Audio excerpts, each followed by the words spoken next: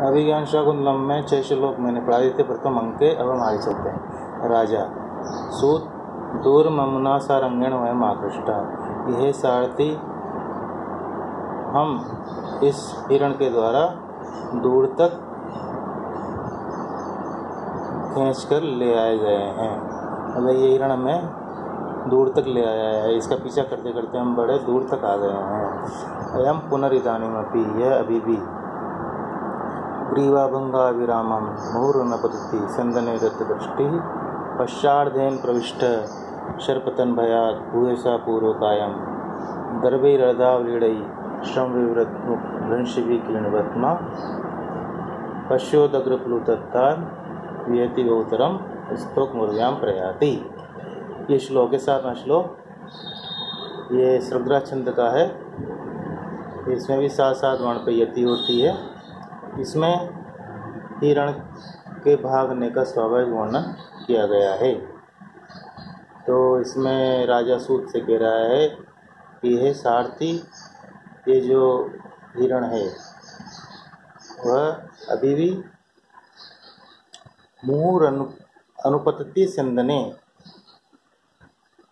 ग्रीवाभंगा विरामम मुहुर दृष्टि। मतलब इस वाले श्लोक में हिरण की स्वाभाविक क्रियाएं बतलाई गई है। स्वभाव इसमें अलंकार है। इसमें मुख्य वाक्य है कि ये जो हिरण है वह क्या कर रहा है, वियति बहुतरम पूर्व्याम स्तोकम प्रयाति। मतलब आकाश में, वियति मतलब आकाश में तो बहुत ज़्यादा, और पूर्व्याम मतलब भूमि पर बहुत कम चल रहा है। मतलब इतनी तेज़ दौड़ रहा है, ऐसा लग रहा है कि मानो आकाश में तो ज़्यादा चल रहा है और भूमि पर तो वह बहुत कम चल रहा है, नाम मात्र का ही चल रहा है। और हिरण के इसमें विशेषण है कि अब कैसे दौड़ रहा है, कैसे भाग रहा है हिरण, बहुत तेज़ी से।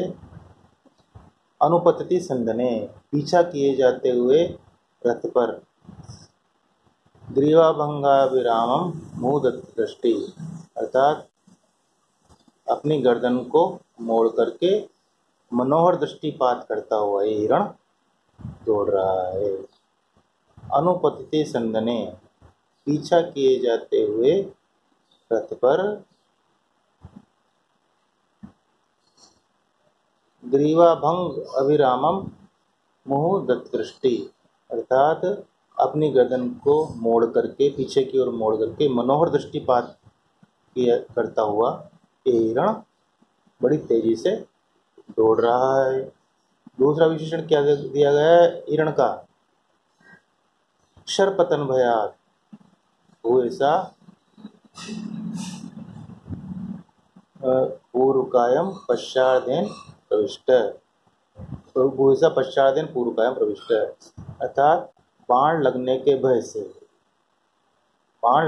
भय से अपने पीछे के आधे भाग को अधिकतम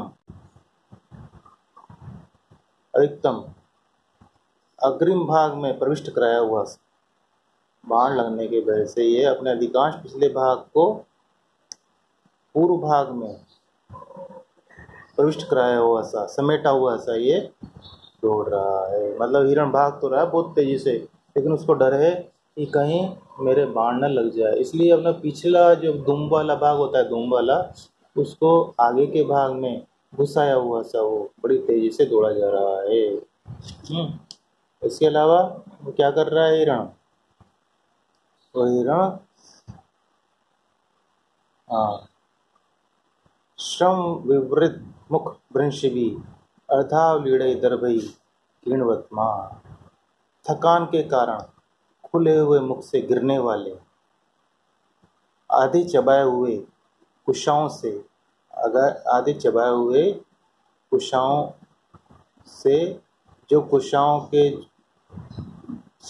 आधे चबाए हुए कुशाओं के खंड उसके मुख के खुले होने के कारण, क्योंकि वो भाग रहा है तो उसका मुंह बंद नहीं है, तेज श्वास लेने के कारण उसका मुंह खुल भी रहा है बार बार में, तो वो जो कुशाओं को जो खाता है, चबाता है, उस कुशाएँ आधी चबाई हुई रह गई और वो नीचे गिर रही हैं। तो उन आदि चबाएं कुशाओं से वो किरणवत्मा अपने मार्ग को व्याप्त करता हुआ सा वह हिरण भाग रहा है।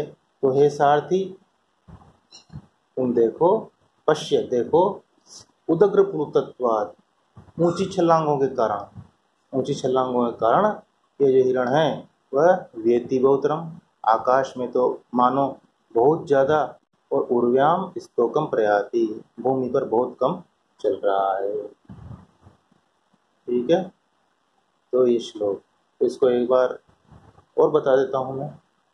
देखिए, तो इसमें राजा सूत सारथी से हिरण के भागने का स्वाभाविक वर्णन कर रहा है। वो कह रहा है कि ये सारथी, ये जो हिरण है वह अनुपतते संदने, अर्थात पीछा किए जाते हुए रथ पर अपनी गर्दन को मोड़कर मनोहर दृष्टिपात करता हुआ, और शरपतया, बाण लगने के भय से, भूसा पश्चात तेन पूर्व का प्रविष्ट, अपने पिछले आधे भाग को अधिकतम अगले गर्दन वाले भाग में घुसाया हुआ सा, और इसके अलावा थकान के कारण खुले हुए मुख से आधी चबाई हुई कुशाओं, गिरने वाली आधी चबाई हुई कुशाओं से मार्ग को व्याप्त करता हुआ सा, वियति बहुतरम, अर्थात आकाश में तो बहुत ज़्यादा, ऊंची छलांगों के कारण, उदग्र प्लुतत्वात्, ऊंची छलांगों के कारण मानो आकाश में तो बहुत ज़्यादा और पृथ्वी पर बहुत कम